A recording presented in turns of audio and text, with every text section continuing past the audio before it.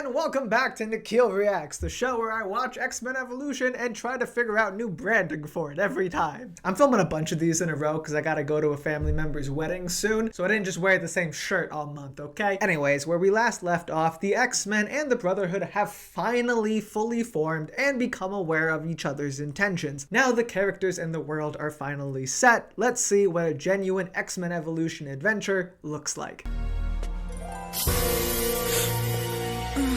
Is that also Storm, or are we just reusing her model?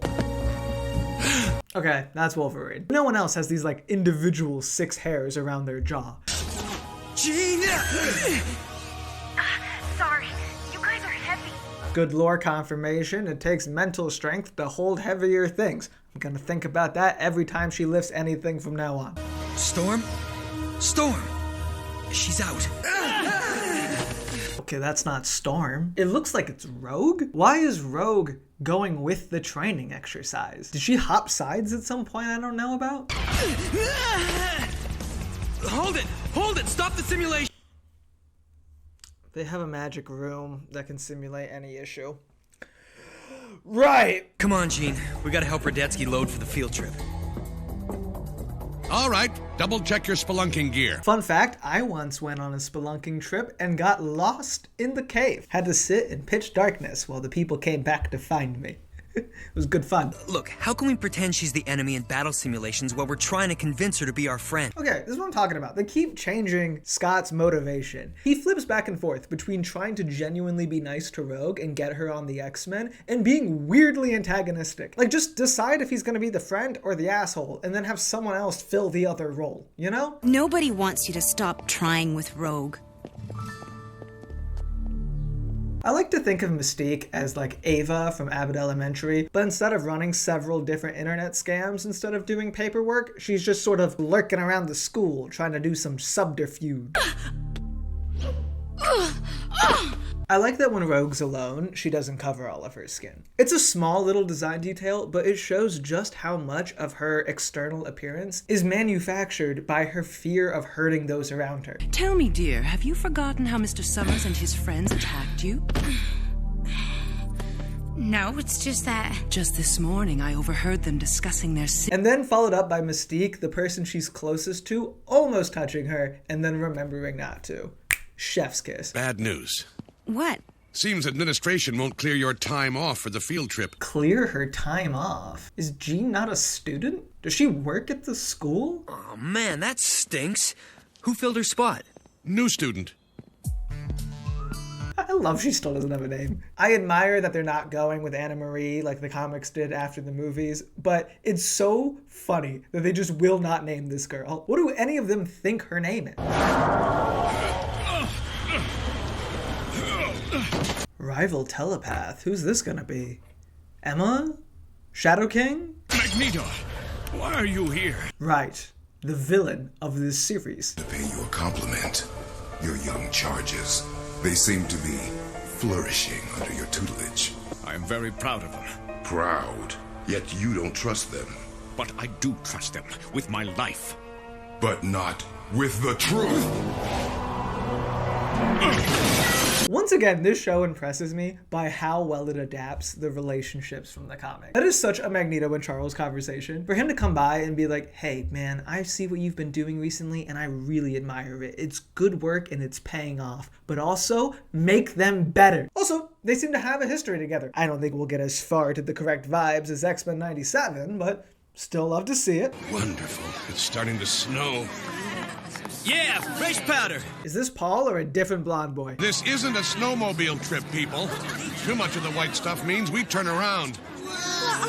I'm amazed by this field trip. 10 students get to go spelunking and it's not like a preset class or anything? Did you have to enter a raffle?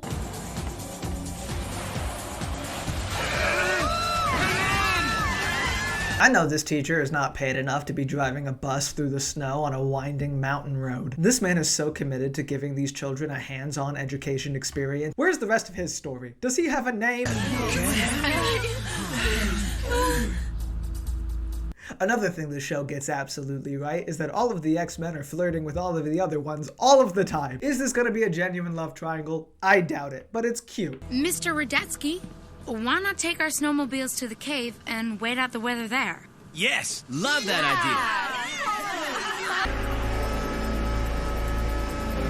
Test your metal, tough guy? What? No racing, no! idea. Oh, you're on. These poor two unwilling pawns in this mating ritual. They almost toppled off a cliff 10 minutes ago, Rogue, and this woman is begging you to be nice. Okay, you know what? I've had enough. Scott! Scott! I think I'm gonna be sick. No! Forget it, you maniac! Lean in!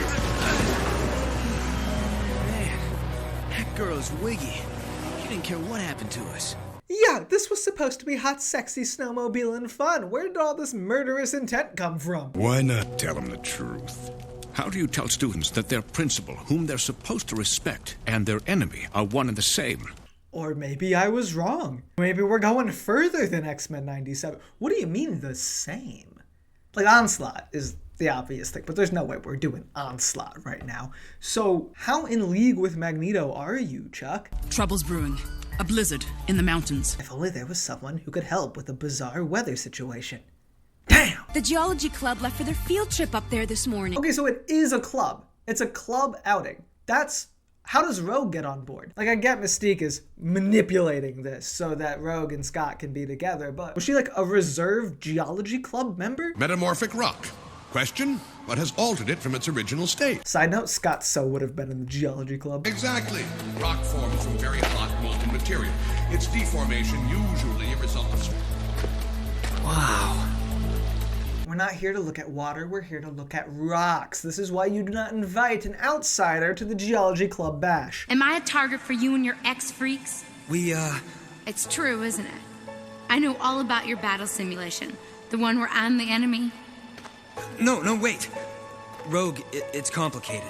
It was also just such an unnecessary addition. Like, why Rogue specifically? There's so many Brotherhood to choose from that actively hate you. She's assisted in fighting the other ones. Hey, everything all right? Radetzky's looking for you. Paul here's your friend, It is Paul! He looks different. but I bet you never practiced fighting him. I'm afraid you'd Lose that bet, Rogue.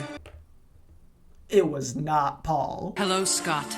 Are you more surprised to see me or me? Principal Dark. You're Mystique? Something Professor Xavier neglected to tell you.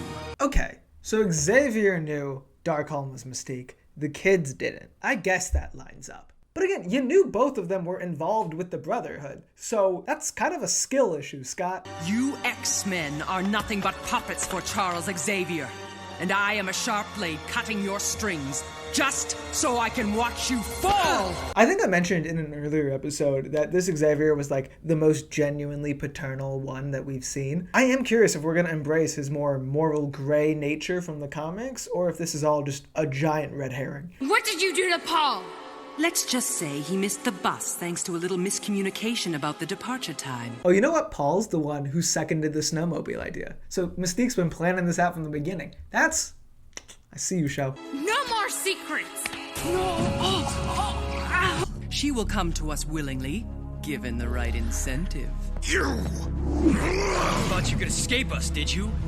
We cannot lose her, especially not to Xavier. No, don't just stop at the episode recap. Go further. Find out about Magneto. How is he connected to Charles? Is it intimately? She probably does. Sometimes it's really hard to understand adults. They never seem to trust us. Every now and then the show reminds you that the central premise is what if the X-Men were teenagers. I never thought I'd hear Scott give the whole nobody cares about us teens spiel. We're moving too slow. Spread a little more sunshine, would you? I'm a weather witch, not a snowplow. I'm doing the best I can.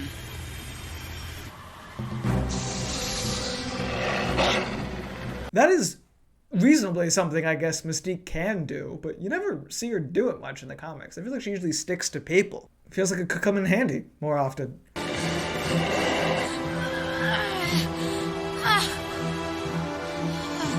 I keep forgetting this Rogue doesn't have like super strength and flight and all of her Carol Danvers powers. They are really making her lean in to the power absorption being her whole thing. And I can respect that, but even then, Scott's passed out anyway. Give him a little, and then...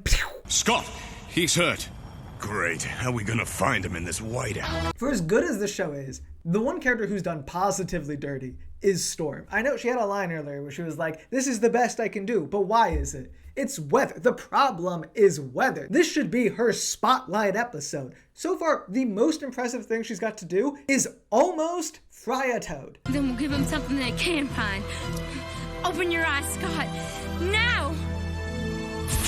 That's interesting. There's a second when they didn't happen. For those who don't know, his powers are only out of control because he has head trauma from when he was a child. But I'd feel like usually it's a pretty instant thing. So is it somewhat psychosomatic?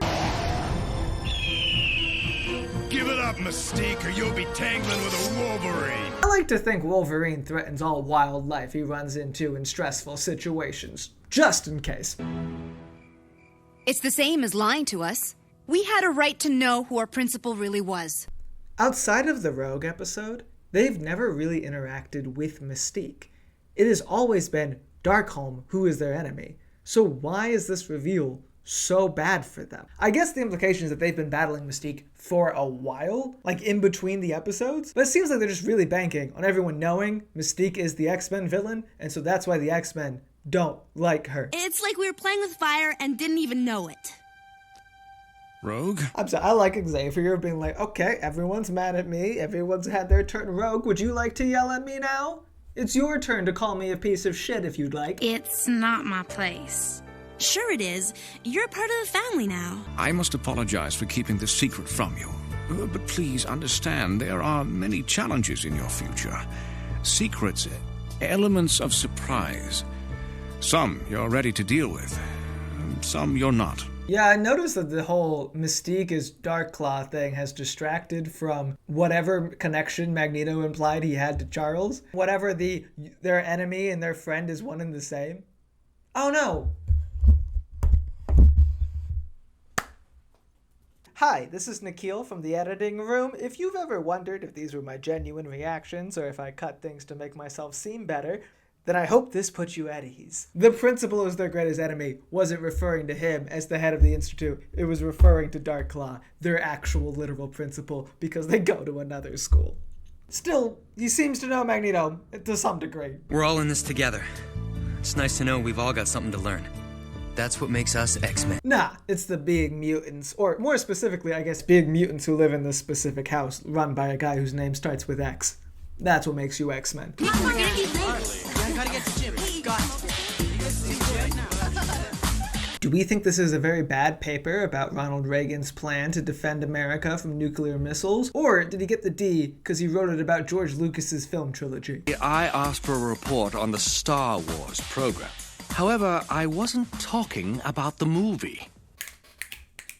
Predicted your joke! Show too smart for you! Hey, look, man, is there anything I can do to make this up? Extra credit? Anything? Perhaps there is something. Oh, I don't like this. I was already holding in a joke about the, please sir, is there anything I can do? Maybe some extra credit? But then he pulled out a camcorder and it got a little too real. Current events can mean a lot of things, including things that are important to people your age. They don't have to be huge, they just have to mean a lot to you. How would you like to do a film report on that? He's just inspiring him by connecting to his passions. We're good.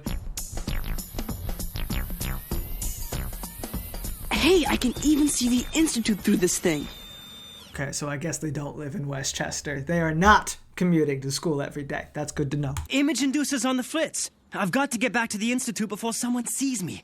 That means missing our shop class. You know, the image inducer is a thing in the comics, but it only lasts until, I want to say, the late 70s. Like, it's not around for a long time, because the whole point is that Kurt realizes he doesn't have to hide behind this Errol Flynn version of himself. And I'm curious if we're ever gonna get there with this show, because I get the entire pitch is they go to a normal high school, so you kind of need them to not be blue, but also eventually they gotta just have mutants be a known thing in the world, right? So at that point, let them be fuzzy. I didn't swipe your stupid novel. Oh, right. Like, I suppose it just got into your gym locker by accident? You loaned it to Kurt, and he loaned it to me. The fact they're all teenagers lets them play into the domesticity of the X-Men so perfectly. Like, this gives people who just live in a boarding house together, you know? And that's how you can have both, hey, you're part of the family now, and why are you taking my things? Auditions for the school play are tomorrow night. Hey, you're gonna try out, right? We need girls who can sing and dance. What makes you think Kitty can sing and dance? Also, this guy's part of a Dracula play and he's chatting up Kitty and not Rogue? Okay. Of course I'm gonna totally try out. Great. Well, then I'll see you tomorrow. Just when I thought you could not possibly get more pathetic. At least I've got a hope of getting cast. I really thought she was gonna say laid. I am so... It's a children's show. I know that conceptually, but in that moment, I was so sure she was gonna say laid. So, are you guys gonna audition for this? Well, I am. Yeah, me too. That was cute. That was like coordinated. I don't have a friend I can do dramatic head bobbing with. What is Sabertooth's beef with Evan? I'm so intrigued by this version of this character, because in the comics even, Sabertooth's a pretty one-track mind kind of guy. He'll do other sadistic things if he's bored and wants to entertain himself, but like his true love is torturing Wolvie. In this one, he's going after Spiky Boy?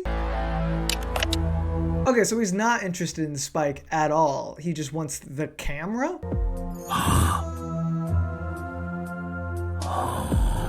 Hey, I can even see the Institute through this thing. He wanted the camera to find out where the Institute was? He was hanging on a water tower with binoculars. You couldn't spot the Institute? Heard about your movie. Check me out. It's kind of crazy Toad's not a skater. Like, that's the vibe they're going for. He would have been big in the 2010s during the parkour movement. Toad would have been viral. Everyone would have loved this guy. And did.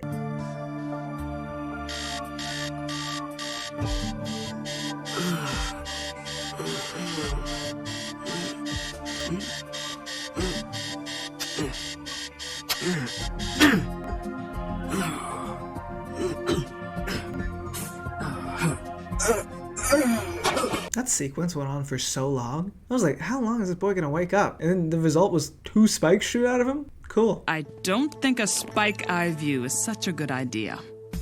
Yeah, I see what you mean. I think you better let us take a look at your film before you turn it in. Or you could just trust the boy to not give up y'all's entire secret. Maybe the... Okay, you're a pervert now? Hey! What are you doing? Hey, get that camera out of my face now! Let's see if I can find some real action around here. Maybe there's women in further state of undress.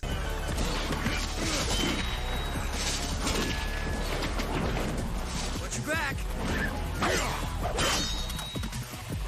Okay, I take it back. Don't trust him. Why would you even film this? Obviously, this is the thing they would take out. Thanks for showing me where Logan is, kid. I owe you one. Who the heck was that? Sabertooth. He's got old issues with Wolverine. This is what I was saying about the show really takes its time building these characters, because now we know why Cyclops knows about Sabertooth, because he was at an earlier fight back when they were getting to know Wolvie.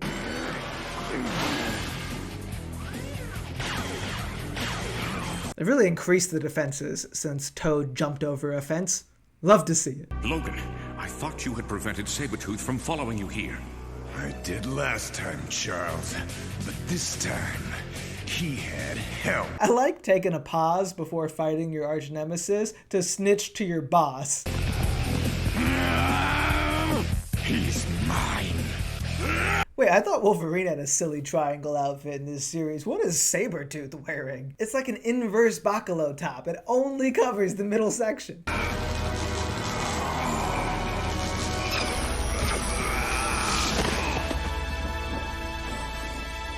Last time, Wolvie did not like the X-Men helping him fight Sabertooth. I don't fight your battles, so don't fight mine. Is he gonna be chill now because he like crossed the line by coming to the school? Or is he gonna still be a butt? He'll want to get me away from here, get me alone.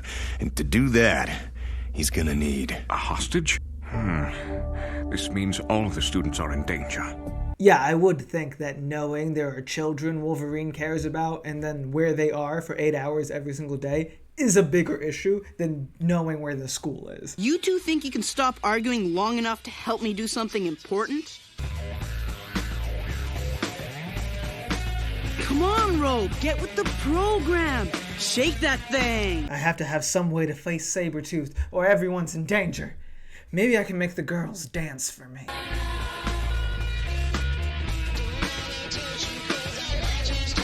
The famous scene, apparently taken directly from Buffy the Vampire Slayer. Did not know that as a child, but I remember the scene.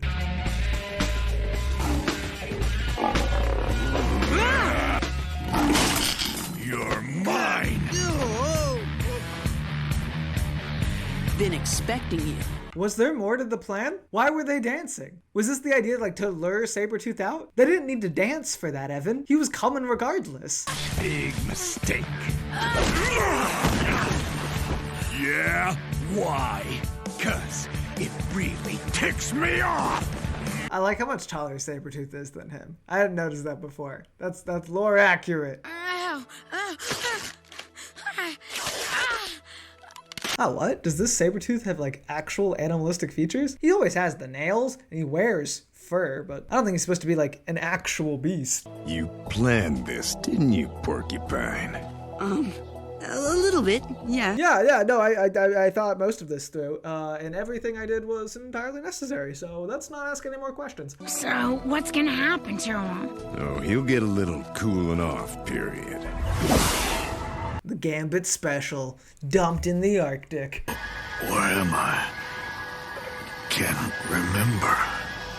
Oh, they wiped his mind. That's unnecessary, Xavier. It was gonna take him so long to get back from the Arctic alone. I wish my school would put on fun things like Dracula the Rock Opera. All we had was the Addams Family musical, just kind of the same.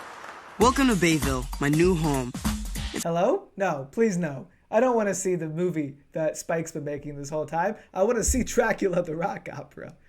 Which one of them got it? It's really kind of laid back here compared to New York, where I'm from. They're not even in New York? What is this? Why? New Yorkers. Does Long Island count as New York? Because I looked up Bayville, and it's in Long Island, but I've been told there's also a Bayville in New Jersey. Did this show move the X-Men to New Jersey? This film is about what's important to me, and that's my family.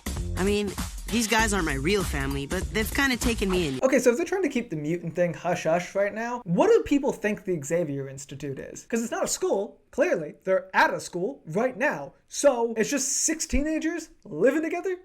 Doing karate? Prof's like my new dad. He's alright. And so's Jean. That girl's got looks and talent. This is where the shot of her trying on the dress would have gone if she hadn't so rudely shoved him out. We usually all get along pretty good, you know?